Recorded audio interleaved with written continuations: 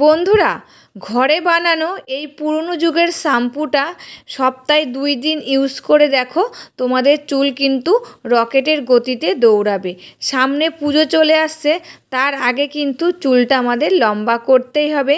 এই যে হোমমেড শ্যাম্পুটা, পুরনো যুগের শ্যাম্পু, মাথায় দিলে চুলটা কিন্তু গোড়া থেকে শক্ত হবে, চুল পড়া বন্ধ হবে, চুলে খুশকি হবে না, আর চুলটা কিন্তু রকেটের গতিতেই দৌড়াবে।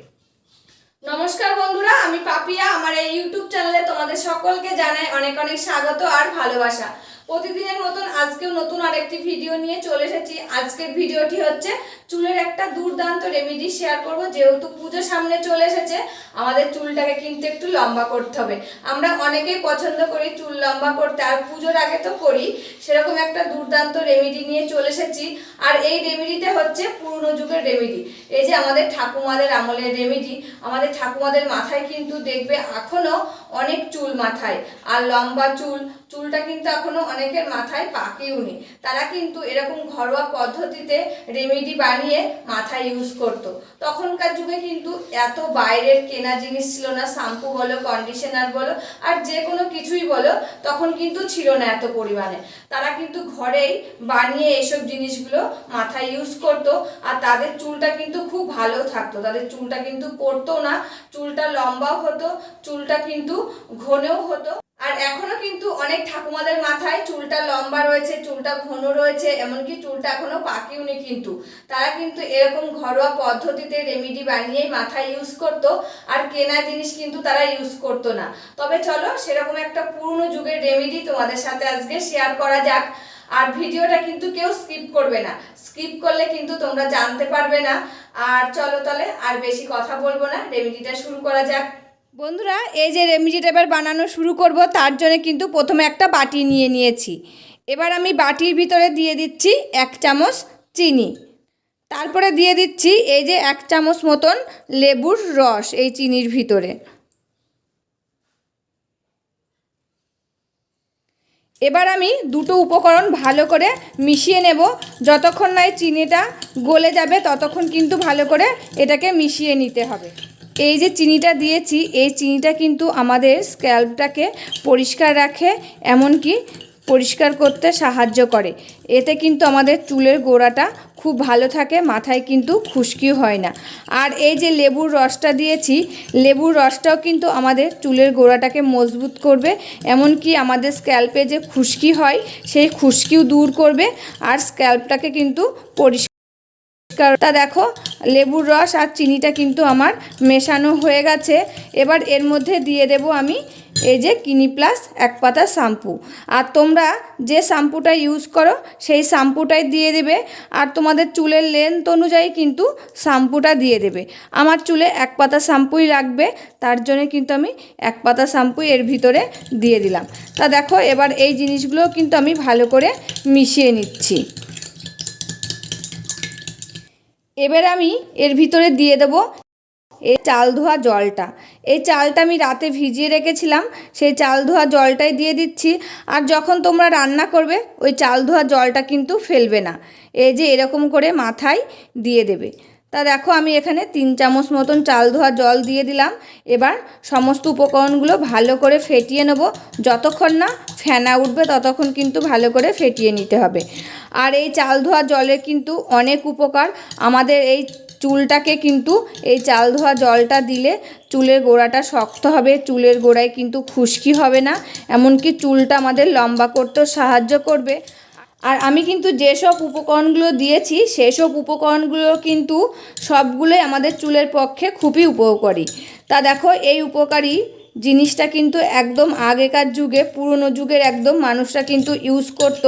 আর এখন দেখো সমস্ত কিছুই কিন্তু কেনা জিনিস উঠেছে, সেগুলো কিন্তু চুলে দিলে আমাদের অনেক সময় চুল উঠে যায়।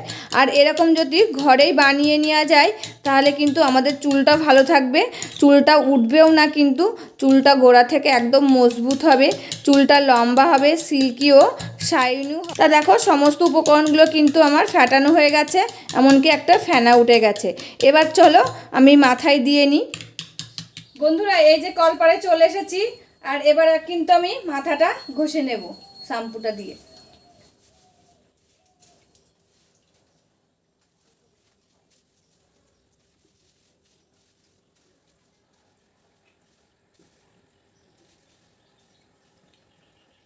চুলের গোড়ায় গোড়ায় ভালো করে কিন্তু ঘষে নিতে হবে।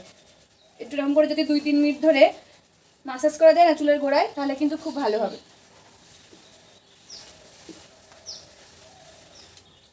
এবার এই যে আমি ধুয়ে নিচ্ছি। তারপর এদিকে আমি আরও 2 চামচ মতন চাল ধোয়া জল নিয়ে নিচ্ছি এই বাটিটার ভিতরে। এই যে যেটা বানাচ্ছে এখন আমি, এটা কিন্তু আমাদের চুলের কন্ডিশনারের কাজ করবে। তা দেখো আমি কিন্তু এখানে আর একটু চাল ধোয়া জল নিয়ে নিলাম। এর মধ্যে দিয়ে দিচ্ছি 1 চামচ মতন নারকেল তেল। এই নারকেল তেলটা কিন্তু আমার ঘরে বানানো তেল, তোমরা আমার চ্যানেলে যেয়ে দেখে আসতে পারো। তারপরে এই দুটো ভালো করে মিশিয়ে নেব।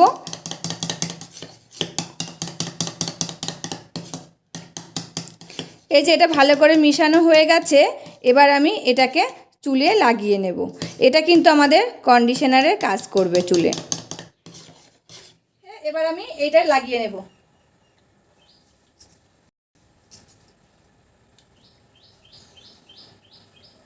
সারা চুলে কিন্তু লাগিয়ে নিতে হবে।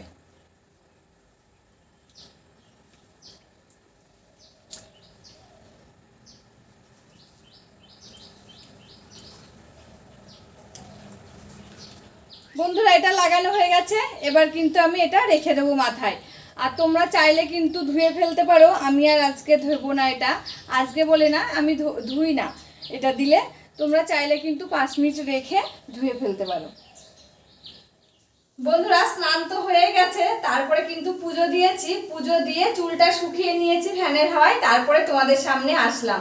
তা দেখো আমার চুলটা কিন্তু খুব সুন্দর সিল্কি ও সফট হয়েছে।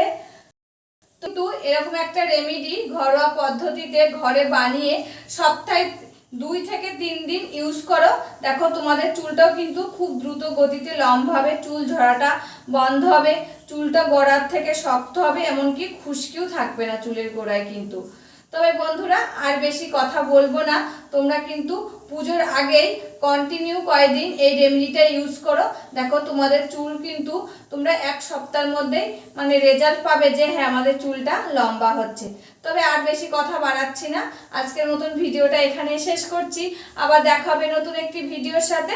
ততক্ষণে তোমরা ভালো থাকবে, সুস্থ থাকবে, সাবধানে থাকবে, পরিবারের সকলকে ভালো রাখবে। আর আমার ভিডিওগুলি যদি ভালো লাগে প্লিজ একটা লাইক, কমেন্ট, শেয়ার ও সাবস্ক্রাইব করে আমার পাশে থাকবে, আমাকে প্রচুর প্রচুর ভালোবাসা দেবে। আজকের মতন এখানেই শেষ করছি, আবার দেখা হবে নতুন একটি ভিডিওর সাথে।